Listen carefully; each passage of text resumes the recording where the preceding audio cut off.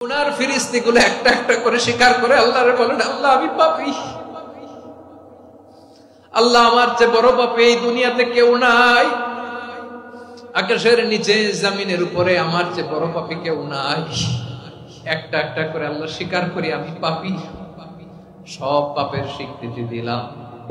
পৃথিবী না জানো আমি তো জানি, আমি কি পাপ করেছি, হায় আমার পাপের করলে বিচার, বাঁচার আমার নাই উপায়। দয়াময় তুমি মাফ করো আমায়, মাফ করো। আল্লাহ তাআলা যদি দয়া করে আমাদেরকে মাফ না করে, আমাদের বাঁচার কোনো উপায় নাই। আপনি কি ভেবেছেন আপনার নামাজ দিয়ে আপনি জান্নাতে যাবেন? আপনি তাহাজ্জুদ গুজার, সেজদা দিতে দিতে কপালে দাগ ফেলেছেন, এটা আপনারা জান্নাতে নেবে না। আপনি এলাকার সবচেয়ে বড় হাতেম তাই দানশীল, এই দানের ভরসায় বসে আছেন, কশিন কালো না। আমাদের নামাজ, আমাদের রোজা, আমাদের ইবাদত, এগুলোকে মিজানের পাল্লায় উঠালে কোনো ওজনই হবে না। তবে আমাদের একটা কৌশল জানা আছে, আমরা আল্লাহর রহমতের ভিখারি।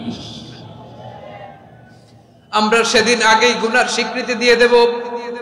আমরা বলবো, আল্লাহ তুমি প্রশ্ন করার আগে তোমার একটা কথা বলি, আমারে কিছু জিজ্ঞেস করো না, আমি সব করেছি।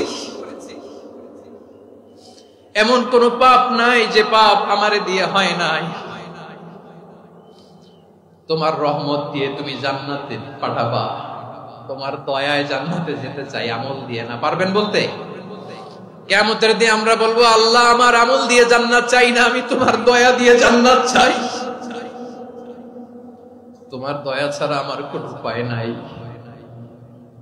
কারণ আল্লাহ যদি বিচার করে, বাঁচার কারো উপায় নাই। আল্লাহ যদি বলে ফেলেন তুই এটা করলি কেন, ওখানে গেলি কেন, কোরআনে 1000 বার নিষেধ করলাম তারপরেও এই পাপে জড়ালি কেন, এরকম প্রশ্ন ছুড়ে দিলে আমার উত্তর আছে? বাঁচার কোনো উপায় আছে? রোজ হাসরে হে আল্লাহ আমার করোনা বিচার, করোনা বিচার,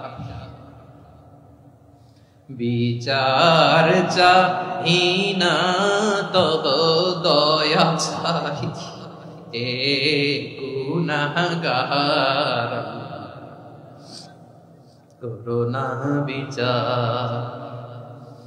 আপনার আমল দিয়ে জান্নাতে যাবেন? কি দিয়ে যাবেন? আল্লাহর দয়া দিয়ে। আল্লাহর রহম আর দয়া ছাড়া কেউ জান্নাতের চেহারাও দেখতে পাবে না।